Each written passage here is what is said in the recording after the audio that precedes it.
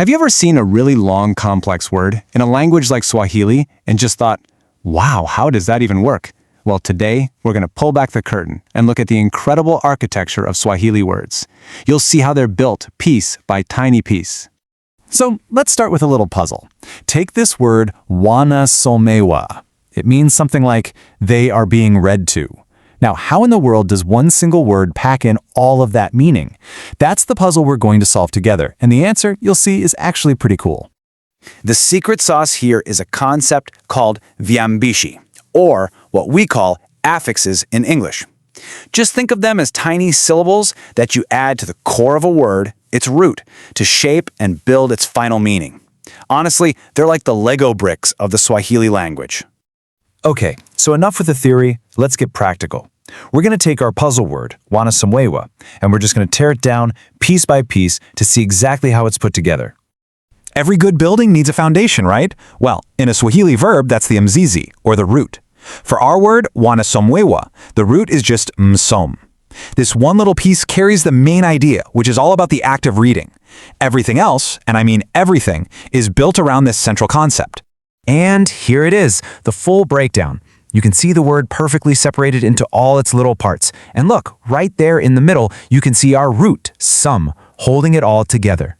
So what are all those other pieces doing there?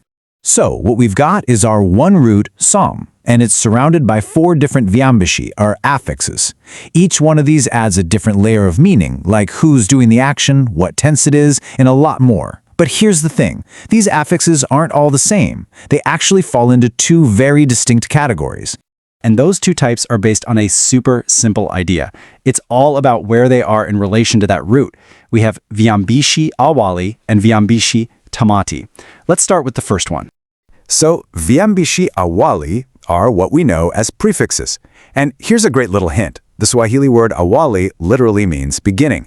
So that tells you exactly what they are. These are the affixes that come at the beginning, right before the root of the word. Let's circle back to our example, wanasomewa. The parts that show up before our root, som, are wa and na. So boom, those are our prefixes. That wa tells us the subject is they, and the na tells us the tense is present progressive, like ing. It's as simple as that. Now for the other side of the coin, viambishi tamati, or what we call suffixes. Now, if prefixes come before the root, you can probably guess where these go. That's right, they get attached to the end after the root to add even more specific meaning. To really see this clearly, let's grab another awesome example. Wanaposamana, which means when they read to each other. In this word, the affixes that come after our root som are en and a. These are our suffixes. That en part, for example, is what gives us the each other idea. So cool, right? And this slide just lays it all out perfectly. It really all comes down to where the affix is. You've got your prefixes, like wa and na on the left, coming before the root. And you have your suffixes, like en and a, on the right, coming after it. It's this simple, elegant system that lets you build these incredibly descriptive words in Swahili. So just like that, you now have the basic building tools you need to start deconstructing Swahili words yourself. Let's do a super quick recap of the main takeaways. Okay, so it really all boils down to this. Every verb is built around a central root. We add all the extra meaning using affixes.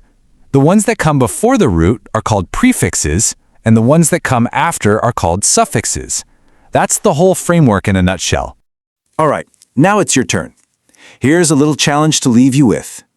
Take a look at the word walipikiana, which means they cooked for each other. Now, I'll give you a hint. The root is pik, which means to cook. So can you spot the prefixes and the suffixes?